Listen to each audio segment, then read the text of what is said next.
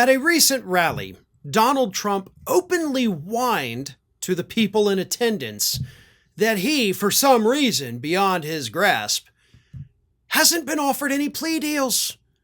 Right? The man who, by the way, totally swears that he did nothing wrong, and in fact, even after mentioning he hadn't been offered any plea deals, he still maintains that he's done nothing wrong, but he still at least, would have liked to have been offered a plea deal.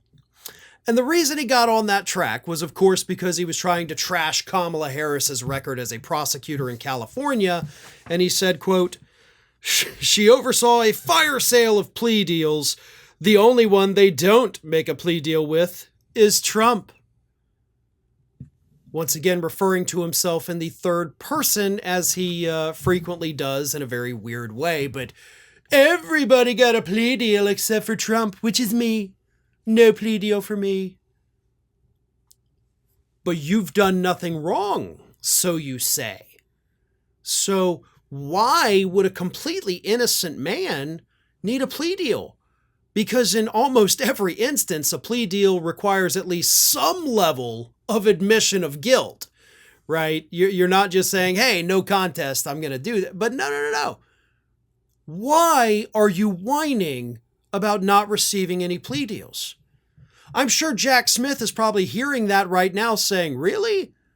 You want to complain about not receiving a plea deal when you know that to accept one is kind of an admission of guilt? I think I may have to play that clip for a jury. I may need to submit that into evidence as something to just bring up when I'm cross-examining you. That was a very stupid thing for Donald Trump to say. I mean, most of what Donald Trump has to say is very stupid on its face anyway. But this is a whole new level of stupid here. I mean, yes, he has repeatedly kind of torpedoed his own legal defense, but whining about not getting any plea deals, that's a whole new level, just random crap never thought I'd hear him say.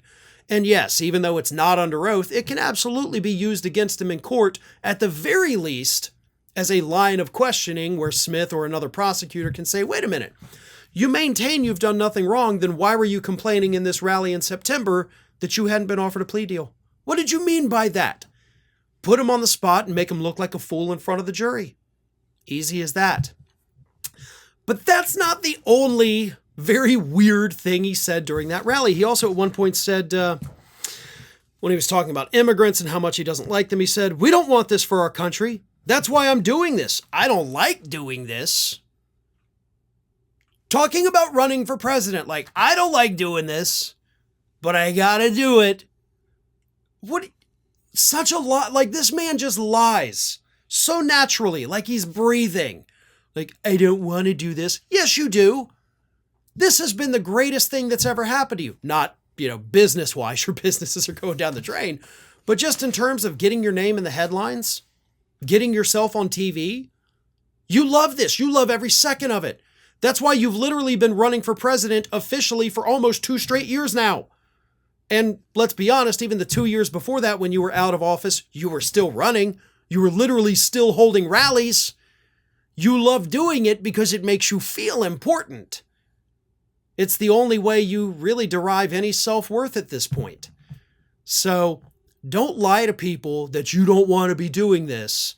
And also, watch what you say at your rallies, because it can and will be used against you in court. America's Lawyer has launched its own YouTube channel. Now, this channel, of course, is still in its early phases of development, but you can help grow it by subscribing. Just go to youtube.com/TheAmericasLawyer, and you'll get all of the great content from Mike Papantonio and myself that we produce every single week.